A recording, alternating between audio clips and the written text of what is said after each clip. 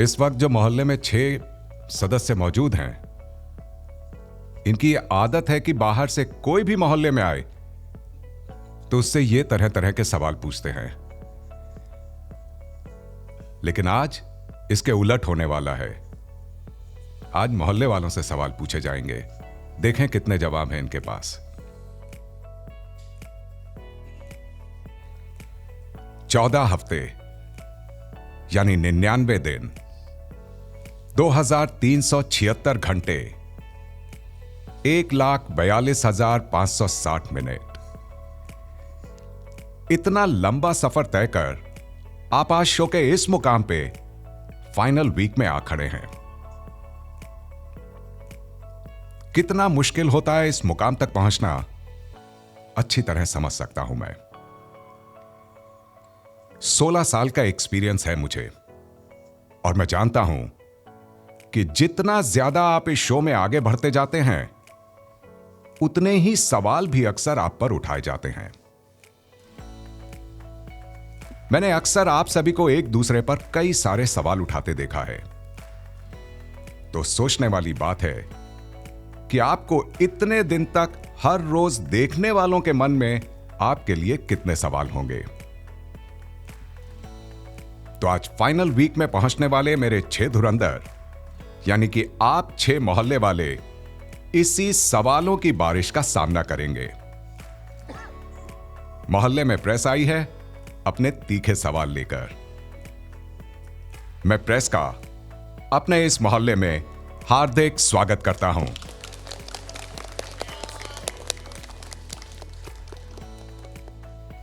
एक दूसरे पर सवाल उठाकर अपने विरोधियों को बखूबी जवाब देकर उन्हें पीछे छोड़कर फाइनल वीक में पहुंचने वाले इस सीजन के टॉप 6 अब आपके सामने बैठे हैं। मैं जानता हूं आपके पास कई सवाल हैं इनके लिए। मेरे टॉप 6 अब आपके हवाले। आप प्रेस कॉन्फ्रेंस शुरू कर सकते हैं। सबसे पहले तो कांग्रेचुलेशन फिनाले वीक में पहुंचने के लिए। मेरा सवाल विक्की और अंकिता से। पहले मैं अपने बारे में बताना चाहती हूँ। मैं सोनाली नाइक, टीवी 9 से। विक्की और अंकिता, जिस तरह से बिग बॉस के घर में आप दोनों को लड़ते हुए देखा है, एक सवाल पूछना चाहूँगी, क्या स्क्रिप्टेड है? क्योंकि अभिषेक कुमार ने हाल ही में कहा था जब बिग बॉस के घर के लाइट्स बंद हो जाते हैं तब आप आपका माइक निकाल कर ये डिस्कस करते हो कि अगले दिन क्या करना है, ताकि फोकस अंकिता पे रहे। विक्की जैन तो ऐसे भी ट्रॉफी जीतने से रहे। तो आप क्या कहना चाहते हैं? ये अभिषेक ने कहा जी, एक तो जी, अच्छी चीज बताई आपने, क्या कहता है बताता हूँ इसको। अभिषेक खुद ये सोचता है, आई थिंक वो नेक्स्ट डे प्लान करता है, लेकिन जितना मैं अपने आप को जानती हूँ और विक्की को जानती हूँ, मैं कभी कोई चीज़ स्क्रिप्ट के अकॉर्डिंगली कर नहीं सकती। जो फीलिंग्स है, जो इमोशंस है, बहुत रियल है। और जो फीलिंग है मैं ऐसी ही हूँ। मैं अभिषेक कुमार जैसे बोलते हैं मैं वैसी ही हूँ। और exactly no copy cats, but yes मुझे जितना पता है कि मैं जो कर रही हूँ वो रियल कर रही हूँ। So it's okay. इनकी मैंने ये बोला था कि ये माइक उतार के बात करते तो शायद कल की जो शायद तो नहीं था। तो मेरा कहने का वही मतलब था कि ये भी मैं सुन तो सकता नहीं कि क्या बात हो रही है। तो मैंने ये बोला था कि शायद ये कि आज के टॉपिक से रिलेटेड बात करते होंगे कि कल क्या होता है। कभी क्या होता है, बहुत झगड़े हो जाते हैं क्योंकि घर पे बहुत प्रेशर हमारा हुआ है इस तरीके से कि हमारे बहुत फाइट्स हुई होंगी डेफिनेटली। उसके बाद कभी कभी हम सोते सोते भी लड़ ही रहे होते हैं। तो क्या होता है, जब माइक निकाला होता है ना, उसमें हम 10 बार लड़ लेते हैं। तो अभी जैसा भी ये सब आज जब भी खानजादी थी तभी ये खुद भी इतनी खुसुर पुसुर बातें करते रहते थे, तो हमारे रोमांटिक नहीं होते थे। लेकिन ऑफ कोर्स मैं एक ऐसी लड़की हूँ, मैं अपनी लाइफ में कभी आज तक कोई प्लानिंग से नहीं गई हूँ। तो यहाँ पर जो आप देख सकते हो ये मैं हूँ, दैट्स इट। वाइफ जब अलाउ करेगी तभी मैं बोलूंगा। मैं सुधार कर रहा हूँ अपने रिश्ते में बहुत ज्यादा।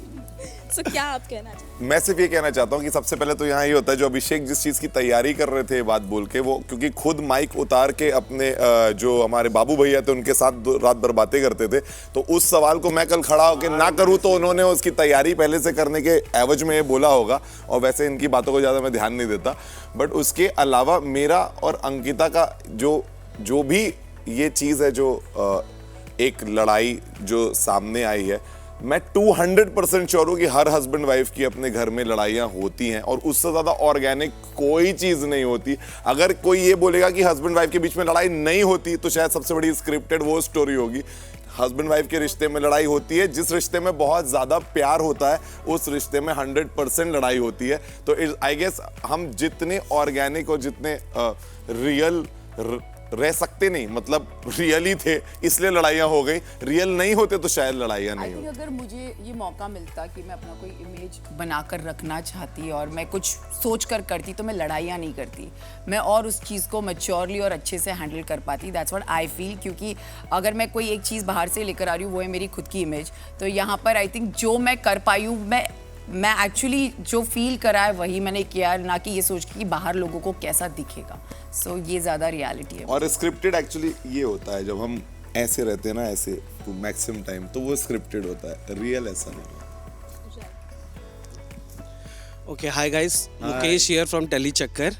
विकी भी आप ही से सवाल है, चर्चा का विषय है आप, तो मैं ये पूछूंगा, आपने 2 लाइन कहा था, एक अभिषेक की री एंट्री पर कि बिग बॉस के हिस्ट्री में पहली बार हुआ है कोई बाहर जाके अंदर आया है, जीतेगा तो नहीं, जी, जबकि ये हिस्ट्री में हो चुका है, गौहर जाकर आई है और जीत चुकी है, जी, जस्ट फॉर योर नॉलेज। जी। तो क्या आपको चैलेंज लग रहा है, अभिषेक में वो पोटेंशियल दिख रहा है कि वो विनिंग हो सकता है, इसलिए आपने ये बात कही? दूसरा, आपने एक और बात कही कि कॉमन वॉशरूम एरिया में मैं अपनी वाइफ से और रिस्पेक्टफुली बात करने की कोशिश करूंगा, आपने कहा था, राइट? तो क्या आप टेलीविजन पर, नेशनल टेलीविजन पर ये मान रहे थे कि जो रिस्पेक्ट वो डिजर्व करती थी वो आप उन्हें नहीं दे रहे थे अभी तक? नहीं, सी मैं ये बताना चाह रहा हूँ कि मोस्ट नेचुरल वे में जब आप चीज़ें कर रहे होते हो तो सबसे पहले तो हमको ये ध्यानना पड़ेगा कि हम सब इंसान हैं, कोई भी भगवान नहीं है यहाँ पे। इंसान से ही गलतियाँ होती हैं, और जो इंसान उन गलतियों को रियलाइज करके अगर उनको बोलने की, एक्सेप्टेंस करने की हिम्मत रखता है तो बदलाव वहीं से शुरू होता है, वरना आप कभी बदलेंगे नहीं। अगर मैं ये चीज़ को हमेशा ये डालता रहूँ कि नहीं मेरी नहीं उनकी गलती है, तो शायद मैं उसको कभी नहीं सुधार पाऊंगा। एक रिश्ते में दोनों को अपनी अपनी गलतियाँ ही सुधारनी है, तभी वो गलती इन दी एंड सुधर सकती है। तो हम उस पड़ाव में थे जर्नी के जहाँ पे हम इन दी एंड, एट दी एंड, जब फैमिलीज आके चली गई थी, तो अगर हम अपने ही बातों को सोचते रहें तो शायद हमको समझ में नहीं आता, क्योंकि हर इंसान अपनी नज़रों में सही ही होता है। बट जैसे ही फैमिलीज आई और उनका एक पर्सपेक्टिव आया, भाई का पर्सपेक्टिव यहाँ कंटिन्यूसली रहता है, और सारी चीज़ें जब आई तो हमको ये समझ में आया कि हो सकता है कि विचारों को कभी भी कहना गलत बात नहीं होती, बट उनको हम किस तरीके से कह रहे हैं शायद वो कभी और हमारा तरीका गलत हो जाता है। उस वजह से एक वो जो उत्तेजित माहौल होता है और दोनों किसी और ट्रैक में चले जाते हैं तो शायद वो बात ही मिस हो जाती है। तो उस चक्कर में मैंने उनको ये कहा था कि डेफिनेटली शायद हो सकता है कि चीज़ों को हम और थोड़े पोलाइटली करते तो शायद उस तरह का ना दिखाई देता, ना हम उस जगह चले जाते जहां हमारे इतने डिफरेंसेस दिखाई देते। तो मेरा मानना यह है कि डेफिनेटली मैं थोड़ा और पोलाइट रह सकता था अपनी अप्रोच में, बट जो भी है, एक रिश्ता बहुत लंबा होता है गाइस। अभी हमारी 2 ही साल हुई है शादी हुए, और किसको 17 लोग के साथ रहने की आदत होती है कि पति पत्नी और 17 लोगों के साथ रह रहे हैं। तो यहाँ पे कोई भी चीज़, और इतना शो का प्रेशर अलग रहता है, अपनी इंडिविजुअलिटी को दिखाने का प्रेशर इतना रहता है, तो मुझे नहीं लगता कि इस जगह आने की कोई भी तैयारी कभी भी हो सकती है। It is considerably one of the most difficult human experience I would say, शायद किसी को भी फेस करना पड़े। तो उसकी ये जर्नी का पार्ट रहा है, बट डेफिनेटली इससे बहुत सारी चीज़ें सीखी हैं, और उसमें जो सुधार लाने हो मैं ज़रूर लाऊंगा। और जो अभिषेक वाला था, तो मैंने सच में वो गौहर वाला देखा नहीं था कि वो एंट्री के बाद आ सकती थी, बट मेरी नज़र में ये था कि अगर हम आज हम सबके माँ बाप ये शो देखते हैं, माँ बाप को सबसे पहली एक चीज़, या हमको भी अपनी पहली चीज़ होती है कि अगर हमारे क्लोज वंस हो तो उनकी सिक्योरिटी कितनी ज़्यादा महत्वपूर्ण है।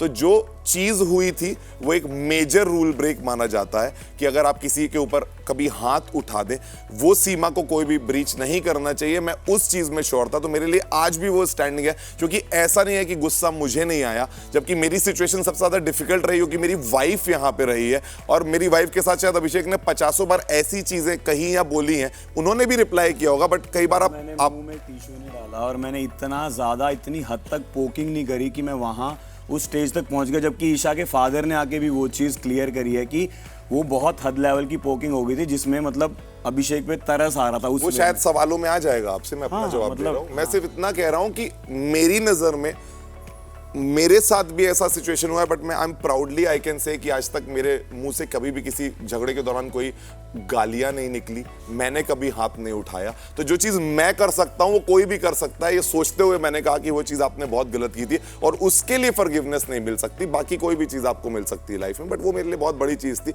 और एक जो जीतने वाली पोजीशन होती है, उसके हिसाब से मुझे ऐसा लगता है कि अगर इतना मेजर रूल ब्रेक करके भी आप जीत सकते हैं तो that is not going to be a right example to be set for henceforth seasons is what I believe in. That's hi everyone, hello. Munawar आपके लिए क्वेश्चन है।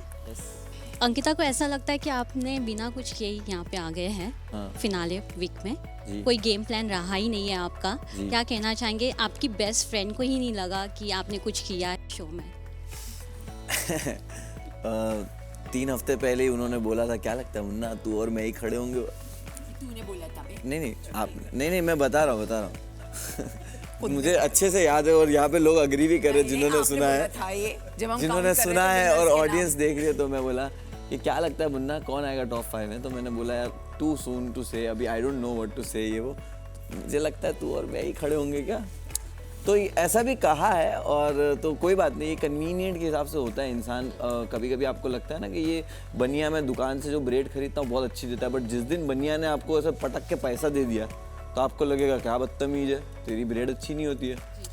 तो कहीं ना कहीं मुझे लगता है कि एक खटास जब आ जाती है इंसान के, तो इंसान के ओपिनियन ऐसे खट्टे ही हो जाते हैं एक दूसरे के बारे में। कुछ कर यहाँ ना करके पहुँचना, जबकि वो पिछले 2-3 दिन से जब बिग बॉस के द्वारा भी पूछा जाता है तो एक ही चीज़ कहते हैं कि यहाँ पे जितने लोग जब पहुँचे हैं तो बहुत ही डिज़र्विंग है।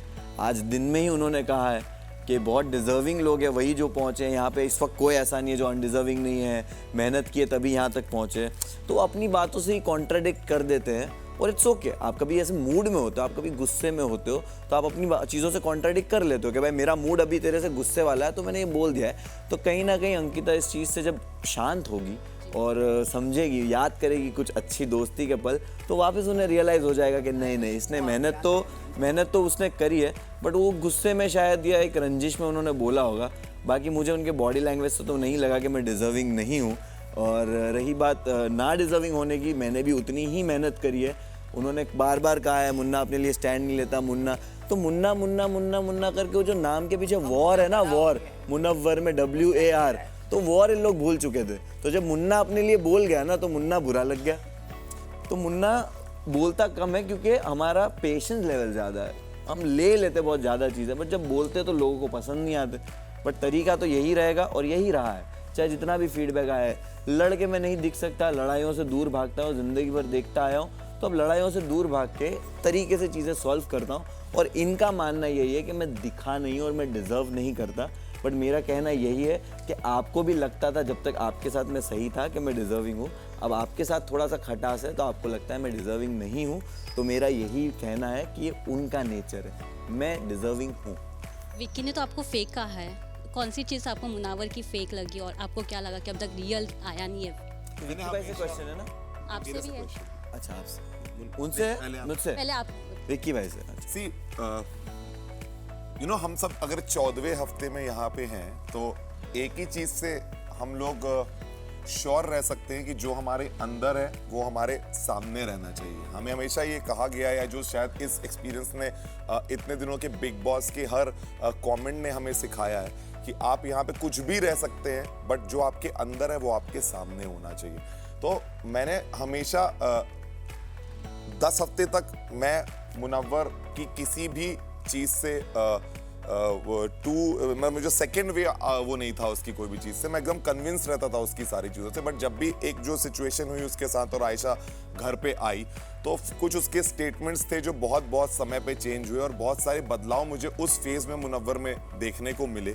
तो मैं हमेशा, मुझे ऐसा लगने लग गया, मैं बहुत श्योर हो गया कि मुनव्वर शायद कुछ स्थितियों को सुधारने के लिए सर्कमस्टेंशियल कुछ चीजें ऐसी करता है, बट ह्यूमनली शायद वो पॉसिबल नहीं होंगी। अगर कोई एकदम आपके सामने कोई उस तरह से बात करने आ जाए या कुछ आपको कई बार आप कह देता है, मतलब तो आपके अंदर एक उत्तेजना आती है, आपको गुस्सा आता है, ये एक बहुत नॉर्मल ह्यूमन इमोशन है। लेकिन अगर कोई उसको भी इतने कंट्रोल करके पूरे टाइम चलता रहता है, जहां बोलने की जरूरत है वहां नहीं बोलता, कई बार कुछ चीजों में ऐसे ही छोड़ देता है, लेकिन कई बार फिर कुछ चीजों में एकदम कुछ बोलने लग जाता है, तो मुझे जब वो अनप्रिडिक्टेबिलिटी दिखाई दी तो मुझे इस पड़ाव में आके 14वें हफ्ते 13वें हफ्ते में ऐसा लगा कि शायद मैं मुनव्वर को असली नहीं जान पाया। कि जब मैं घुस के आया था तब मुझे, मतलब मैं सबसे ज्यादा एक्साइटेड सिर्फ एक चीज के लिए था कि एक ऐसा प्लेटफॉर्म शेयर करने मिल रहा है जहां पे एक, मतलब मुनव्वर फारूकी होगा, मैं उतने, और मैंने उसको आते साथ वो चीज बोली थी, I would love to share this stage with you because because I feel that you have everything possible which you know some superb human being should have. But फिर उन परिस्थितियों को जब मैंने देखा और वैसी चीजें नहीं निकली, तो मेरा एक अपने दोस्त से या एक कंटेस्टेंट से हमेशा वो सवाल रहा कि ब्रो जस्ट बी रियल, मतलब जो इमोशन आ रहा है बिना ये सोचे कि क्या क्या हो रहा होगा, sometimes you have to just face the situation as they are. I have always felt that, and शायद मैंने वो किया, इसलिए आज शायद मैं इतने सवालों के दायरे में खड़ा हूं, क्योंकि जो इमोशन आ रहा था वो मेरा सामने था. कभी मैंने ये नहीं सोचा, क्योंकि ये सबसे आसान होता है यहाँ सोचना कि लोग देख रहे हैं तो हमें क्या करना है, but that is not what big boss show is. यहाँ पे आप आए हो, जो इमोशन आता है आपको बोलना है, जिसको जो जज करना है वो कर सकता है. मेरा ये तरीका रहा है, तो इसलिए शायद मुझे वो डिफरेंट लगा, उनका शायद अपना तरीका हो. तो आई फील ठीक है, तो हाँ, तो यही बोलना चाहूँगा. आपको कौन सी चैनल से हो? IWM बस. हाँ, तो आप जहाँ से हो, मैं आपको IWM बस ना, हाँ ठीक है. नहीं, मैंने इसलिए पूछा क्योंकि क्या होता है ना, बहुत सारी न्यूज़ ऐप है मेरे अंदर, मेरे फ़ोन में. तो जब मैं वो उसको डाउनलोड करता हूँ ना, तो एक प्राइवेसी पॉलिसी वाला एक चीज़ आता है कि जिसमें कुछ चीज़ें होती है जो आप नहीं बताना चाहते हैं, ये वो. तो विक्की भाई, आप भी अपनी लाइफ में जो प्राइवेट चीज़ें होती है वो प्राइवेट रखना चाहते हो. अगर आप उसको प्राइवेट ही रखना चाहते हो, इसका मतलब ये नहीं है कि वो फेक आप कुछ दिखा रहे हो. आपकी भी बहुत सारी चीज़ें ऐसी प्राइवेट होगी जो प्राइवेट थी बट यहाँ आकर नहीं रही, बट थी वो प्राइवेट. तो मैं नहीं कह सकता कि वो आपके बारे में ये चीज़ फेक थी. फेक नहीं थी, वो प्राइवेट थी, समझ लो. तो जब आप एक प्राइवेट सिचुएशन में होते हो और आपके साथ 2-3 चीज़ें ऐसी होने लगती है, आप इसकी ट्रेनिंग तो नहीं लेके आए थे ना कि भाई पूरी दुनिया खड़ी होगी और तेरे साथ ये हो जाएगा. तो मैं उस सिचुएशन में, आप जैसे बोलते हो, आप ये भूल गए कि आपने पहले ही जवाब में बोला था कि भगवान नहीं हूँ. तो मैं भी भगवान नहीं हूँ, मैं भी इंसान ही हूँ. जैसे आप बोलते हो गलती करने पे कि मैं इंसान हूँ, तो मैं भी वही इंसान हूँ जो गलती करके जब चीज़ें इस तरह आए तो हड़बड़ा सकता है. और हड़बड़ाहट में इंसान अपनी तरीके से चीज़ें हैंडल करेगा. और आज आपने ये कॉन्वर्जेशन में बोला कि भाई औरतों के पास एक पावर्स होती है, डिफरेंट पावर्स, और हम ये चीज़ समझते हैं. तो अगर आप उसको रिस्पेक्ट से, सहनशीलता से अगर आप उस चीज़ को ले लेते हो, तो इसका मतलब ये नहीं है कि इतना कुछ बोला जा रहा है फिर भी आप चुपचाप क्यों ले रहे हो. मतलब आप कुछ तो फेक हो, कुछ तो छुपाने की कोशिश करो. नहीं, समझ के सिचुएशन, एक इंसान को रिस्पेक्ट देकर, किसी की कदर करके उस चीज़ को ले लेना. और बोला भी जाता है कि आप चाहते हो ऊपर वाला आपके राज छुपाए तो किसी और के छुपाओ. तो कहीं ना कहीं वो होता है कि भाई कुछ प्रोटेक्ट करने के लिए कुछ दाग अपने को अपने पे लेने पड़ते हैं. तो वो लेने के चक्कर में थोड़ा झुक के थोड़ा चलना पड़ता है. तो मैंने वो किया है. और रही बात आपको 14 हफ्ते तक मैं फेक लगाऊं, तो मैंने बोला 10 हफ्ते तक. 10 हफ्तों तक अगर मैं आपको 10 हफ्ते के बाद अगर मुझे आपका ये लगा, तो मेरा आज एक ओपिनियन आपके बारे में चेंज हुआ है कि मैं आपको बहुत समझदार समझता था. आप जब आए तो मुझे भी लगा कि भाई विक्की चैन बहुत स्मार्ट आदमी है. पर अगर विक्की भाई को मेरे को समझने में 10 हफ्ते लग गए, तो आप स्मार्ट आदमी नहीं हो. तो या तो आप स्मार्ट आदमी हो या आप बेवकूफ़ आदमी हो. अगर आपको मुनव्वर फारूकी को इतना टाइम स्पेंड करने के बाद 10 हफ्ते लगे समझने के लिए, तो या तो मैं बहुत ज़्यादा बढ़िया कौन आर्टिस्ट हूँ, या वो इंसान बेवकूफ़ है. और अगर आप समझदार हो तो आप समझदार ही हो. मैं वही इंसान हूँ जो आप पहले आकर 10 हफ्तों तक मुझे समझ रहे थे, लेकिन एक सिचुएशन आई और उसमें आपको लगा कि ओ, कंपटीशन के खिलाफ एक नैरेटिव हल्का सा आ सकता है कि बीवी का रास्ता हल्का सा तो खाली हो.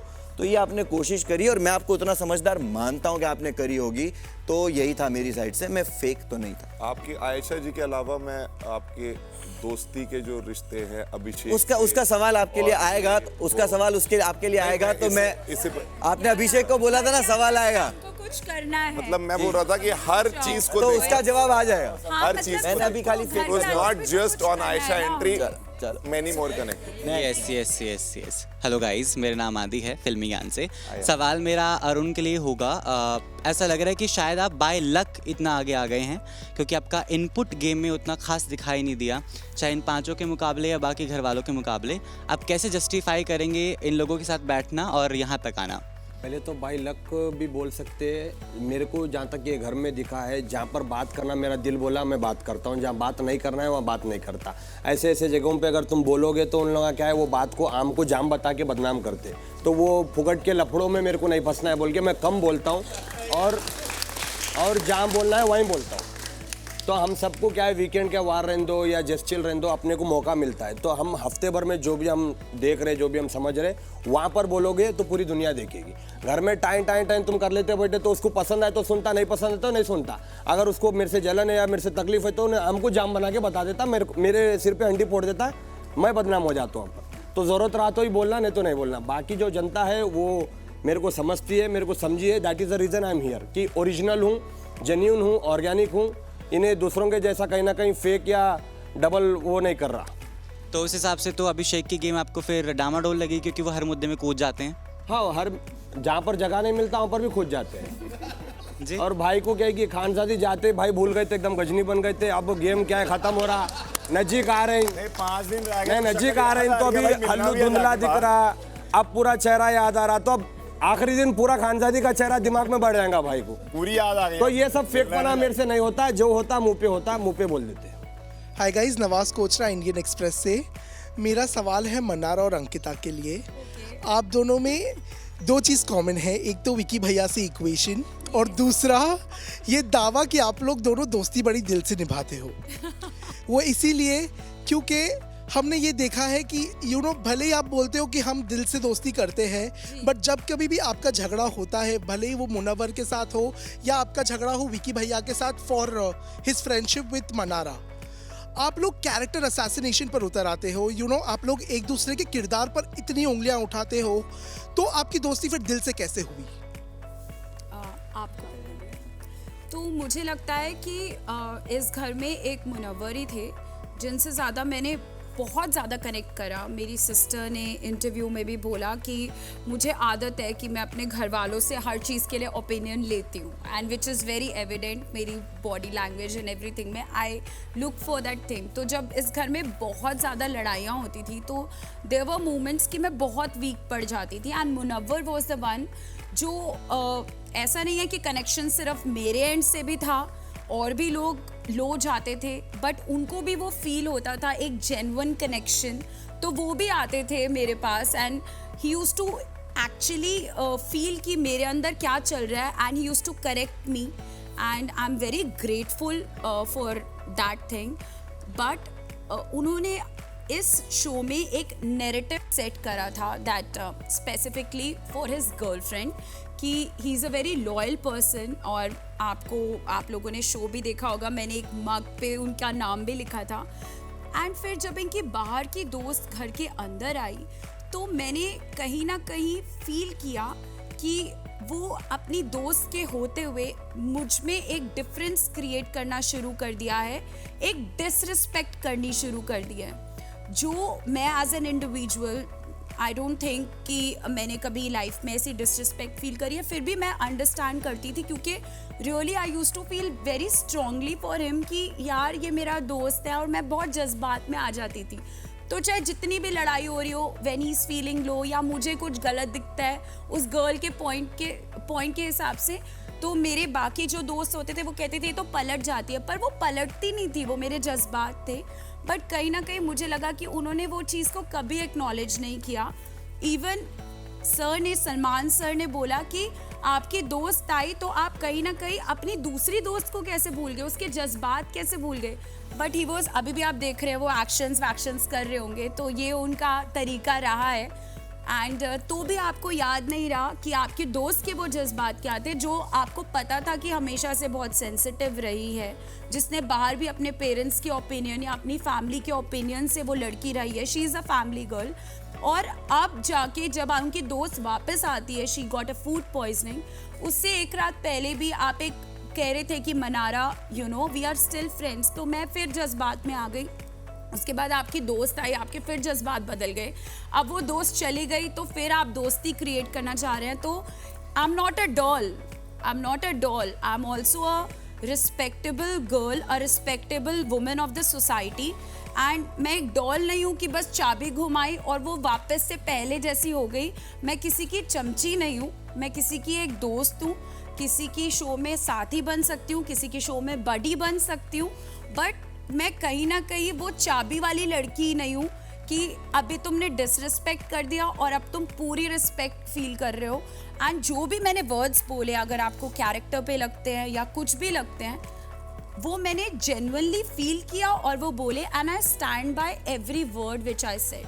आई have no regrets about it जी, बिकॉज मैं किसी के कैरेक्टर पे इस तरह नहीं जाती अदरवाइज जी. सबसे पहले मैं आंसर देना चाहूँगी आपके पहले सवाल का, जिसमें आपने पूछा विक्की और मनारा का रिलेशनशिप जो हम दोनों इक्वली शेयर करते. तो ऐसा है नहीं, हम इक्वली शेयर कर भी नहीं सकते क्योंकि विक्की मेरे हस्बैंड है और उनसे कई ज़्यादा बड़ा रिश्ता मेरा है. एग्जैक्टली तो मैं वहीं आना चाहूँगी. तो पहले जब स्टार्ट हुआ था ये जर्नी, उसमें मनारा कहीं थी नहीं बेसिकली हमारी लाइफ में. मनारा एक अलग तरीके का कुछ किसी और के साथ थी. हमारे पार्ट मतलब हमारे जो ग्रुप में वो कोई हिस्सा नहीं था उसका. सडनली जब इनके रिश्ते टूटने लग गए मुनव्वर से और बाकी लोगों से, तो उनका एक झुकाव इस तरफ आया जिसमें विक्की ने विक्की हमेशा हर जगह जाते हैं, आप सबको पता है, अपना इनपुट देने. तो वहाँ पर भी विक्की थे और तब मनारा और विक्की की दोस्ती जो सो कॉल्ड दोस्ती है वो चालू हुई. और उसके बाद मुझे कहीं ना कहीं ऐसा लगा क्योंकि मनारा और मेरा बहुत अपना एक झगड़ा ऑलरेडी चल रहा था और मुझे एज अ वाइफ मुझे लगा कि विक्की को उससे बात नहीं करनी चाहिए क्योंकि मुझे लगा कि विक्की मेरा हस्बैंड है और अगर मेरा और उसका पंगा है तो नहीं. दिस इज मी एज मैं, आप बोल सकते हैं पॉजिटिव, आप बोल सकते हैं इनसिक्योर, जो समझना है जिसको समझे, लेकिन मैंने अपने लिए ये स्टैंड लिया. लेकिन यस मुझे ऐसा एक गलत तरीके का रिश्ता कभी भी विक्की और मनारा के लिए नहीं लगा ऑफ कोर्स, क्योंकि वो विक्की को भैया भाई जो भी बोलती थी. बट हाँ कहीं कहीं मुझे चीज़ें लगी, मुझे लगता था कि मनारा कहीं ना कहीं मुझे चिढ़ा रही है उस चीज़ की वजह से, जो मैंने फील किया है बहुत बार. क्योंकि मनारा का एक तरीका रहा है, अगर समर्थ और ईशा एक कपल है और अगर ईशा से जमती नहीं है तो वो समर्थ को जरूर अपनी दोस्त बनाएंगी. ये मनारा रही है और मेरे मैटर में भी पहले भी ये हुआ है, जब अंकिता से नहीं जमती विक्की भाई करके उन्होंने बात की है. और ये मुझे कहीं ना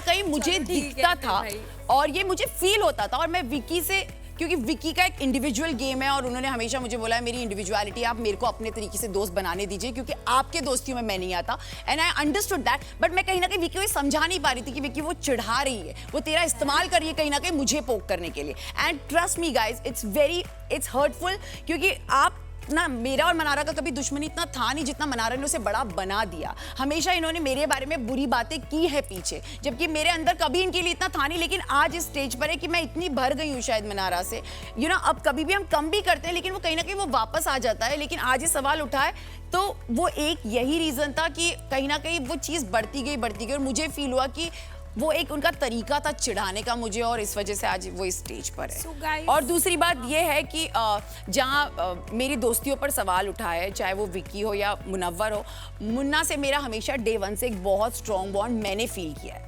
मैंने हमेशा उस चीज़ की रिस्पेक्ट रखी है. मैंने हमेशा अपने नेचर को जानते हुए मुन्ना से हमेशा, मैंने खुद उससे बोला था मुन्ना मैं एक स्टेप बैक लेना चाहती हूँ क्योंकि मुझे कहीं ना कहीं पता है आई एम दैट गर्ल कि मैं बहुत एक्सपेक्ट करने लगती हूँ लोगों से, दोस्तियों में, प्यार में, फ्रेंडशिप में, बॉन्ड्स में. I know this for sure. तो मैं नहीं चाहती कि कल को मनारा और मुन्ना का एक इतना स्ट्रॉन्ग बॉन्ड था जो मैं देख सकती थी, मुझे वो थर्ड व्हील बनकर उनके बीच में कोई प्रॉब्लम क्रिएट नहीं करनी थी. एंड दैट, क्योंकि हमारी दोस्ती ऐसा नहीं था बहुत हो गई थी कि मुझे कुछ प्रॉब्लम हो जाती. I took a mature decision for myself and I took a step back. और जो कि मैंने अच्छा किया वो किया, क्योंकि जब एक टाइम आया जब मुन्ना सच में बहुत लो था ना, तब on a humanity basis I felt I should be there for him. क्योंकि ये जो दोस्त थे ना उसके, वो कोई नहीं थे उस टाइम पे. तो मैं सिर्फ मुन्ना के पास उस अंकिता बनकर गई थी जिससे मुन्ना से एक रिश्ता रखा था, जिसने जेन्युइनली मुन्ना के लिए फील किया. और मैं अपने लास्ट डे तक मुन्ना के लिए फील करूंगी, ये मैं आज भी कहती हूँ. यस हमारा झगड़ा हुआ, बहुत टाइम से हमारे बीच में बहुत कुछ कॉन्फ्लिक्ट, मुझे समझ में नहीं आ रहा था. मुझे लग रहा था मुन्ना का बॉडी लैंग्वेज चेंज हो गया है मेरे लिए.